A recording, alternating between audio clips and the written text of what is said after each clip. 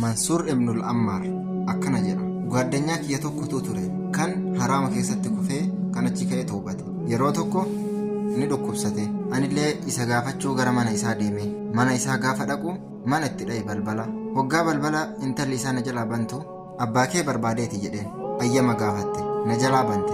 Ol seenee yoo bira ga'u ijji isaa dadhabdee jirti, imimmaan buusti. Hidhiin isaa goggoydee jirti. Fuulli isaa gurraachatee jira. Haalli inni keessa jiru akkaan nama garaa nyaata jedheen. Anis itti dhiyaadhee laa ilaaha illallah jechuu baay'isi. Ija banatee deebisee cufate.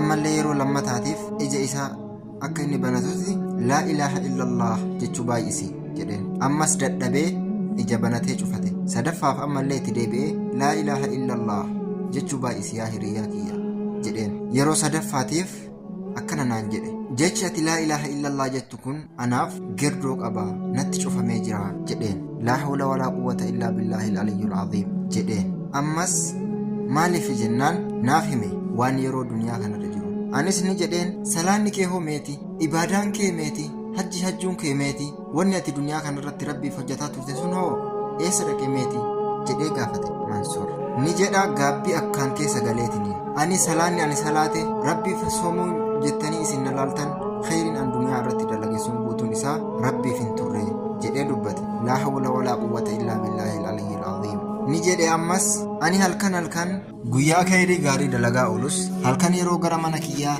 gurfaa kiyya cufadhee rabbiin waan badaa hojjechaa ture jedheen. Ni beeytaa kana dura na dhukkubee ture yeroo lamaan kanaaf rabbii kiyyaan qur'aana qabadhee qur'aana kanaan sitti haa ta'u yaa rabbii na fayyisi jedhee gaafadhe. Rabbiinis na fayyise waadaa kiyya san.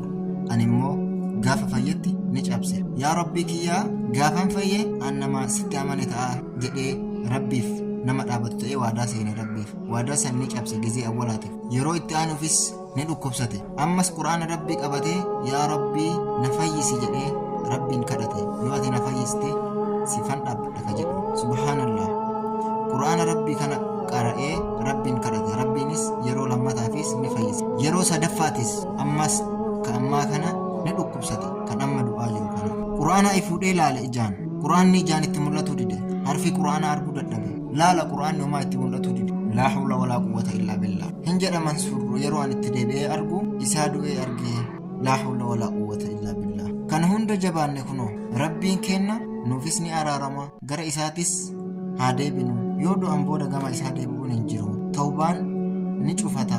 Balbala cufatu qaba tawbaan gaafa du'an ni cufata. Gaafa qiyaamaan buute ni cufata. Har'uma osoo gizee qabnu haa tawbannu. Maalitti beeyna boru